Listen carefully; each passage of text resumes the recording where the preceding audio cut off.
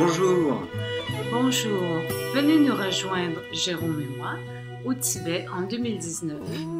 Un très beau voyage en août qui va nous permettre d'aller sur le toit du monde, de Lhasa à Katmandou par la route, en visitant les plus beaux monuments, les plus beaux monastères de ce pays magique. Le thème de ce voyage est la vie éternelle. Nous allons pouvoir l'explorer à travers les différents temples et aussi à travers la vibration de ce désert qu'est le Tibet. C'est une vibration extraordinaire. Venez partager ce moment d'éternité avec nous.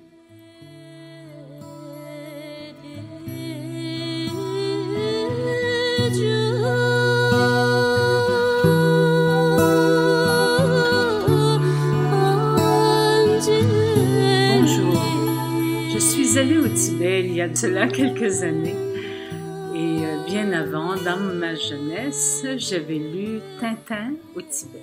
Et pour moi, ça avait été révélateur de quelque chose de très fort en moi. Je l'ai tellement lu et relu que j'ai toujours rêvé d'aller au Tibet et surtout de rencontrer le moine qui l'évite, si vous vous souvenez de Tintin au Tibet. Alors, la première fois que je suis allée au Tibet, c'était mon anniversaire et c'était très important pour moi de célébrer mon anniversaire dans la vibration du désert tibétain. Peu importe ce qui se passait entre les Chinois et les Tibétains et toute la répression que ce pays avait connue, je me suis concentrée sur la vibration du Tibet. Les temples. Et dans ma vie personnelle à ce moment-là, je vivais une forme de répétition, de souffrance affective.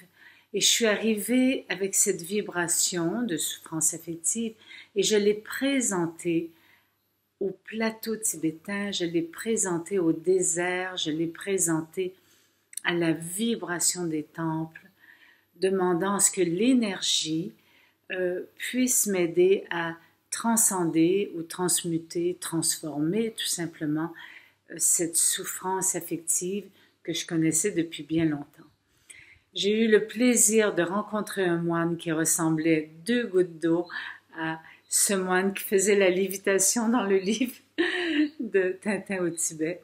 J'ai eu le plaisir d'y rencontrer mon âme, de rencontrer une dimension justement de l'éternité.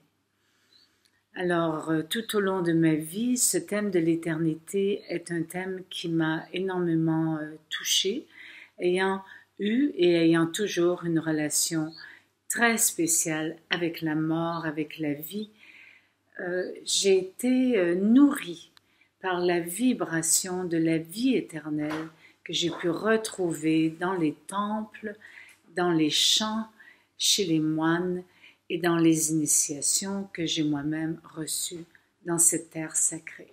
Alors, je vous invite à venir me rejoindre et venir partager avec moi et avec Jérôme Manger et d'autres voyageurs la vibration du Tibet en 2019. Merci.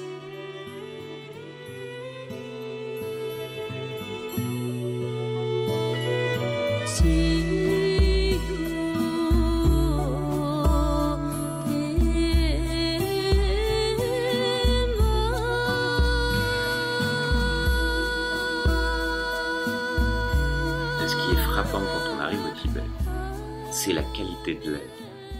C'est vraiment un air qu'on ne retrouve nulle part ailleurs. Et puis cette proximité des montagnes, comme on est déjà très très haut, les montagnes ne paraissent pas impressionnantes. Mais quand on se rapproche des sommets, là vraiment on comprend qu'on est sur le toit du monde.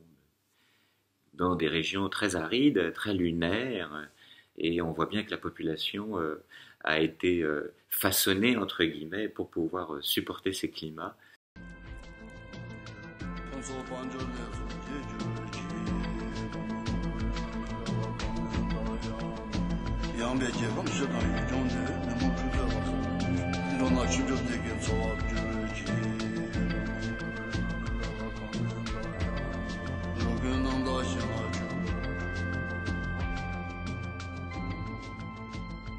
Le bouddhisme est très impressionnant en règle générale. Il s'est développé à travers différentes ethnies.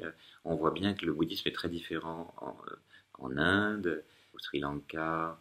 Et là, au Tibet, c'est un bouddhisme trempé d'ésotérisme, trempé de mysticisme, de secrets, avec des formes extraordinaires. Je trouve ça fabuleux.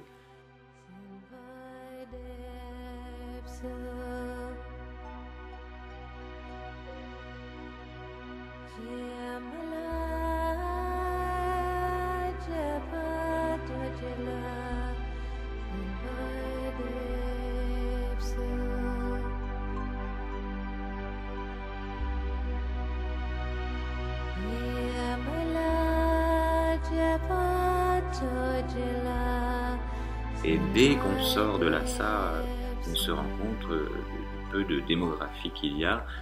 Et l'approche des temples, des monastères, c'est complètement magique. On voit bien que la vie a complètement été ciblée dans ces endroits magiques. Et les lieux qui ont été trouvés sont des lieux vibratoires exceptionnels.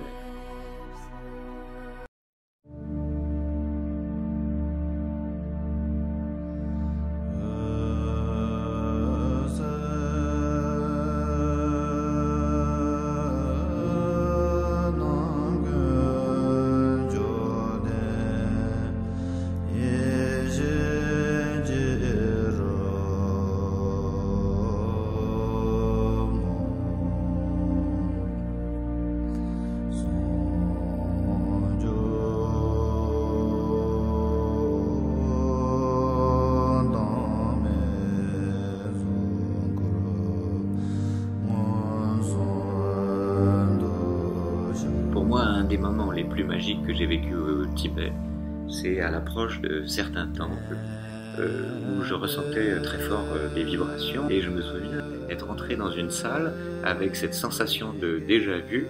Et je devais me dire, mais je revoyais les sièges des lamas. Et je me suis assis spontanément sur un de ces sièges.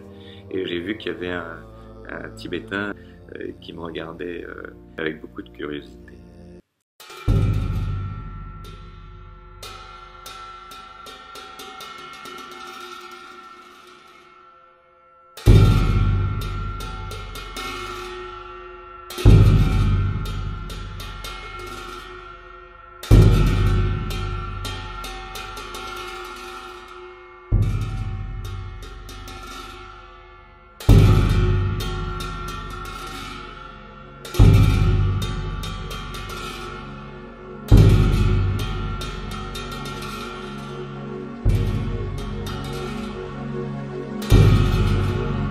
Alors on dit qu'il y a deux portes d'entrée dans le champ magnétique planétaire, une porte d'entrée directe qui se fait à travers ce Tibet.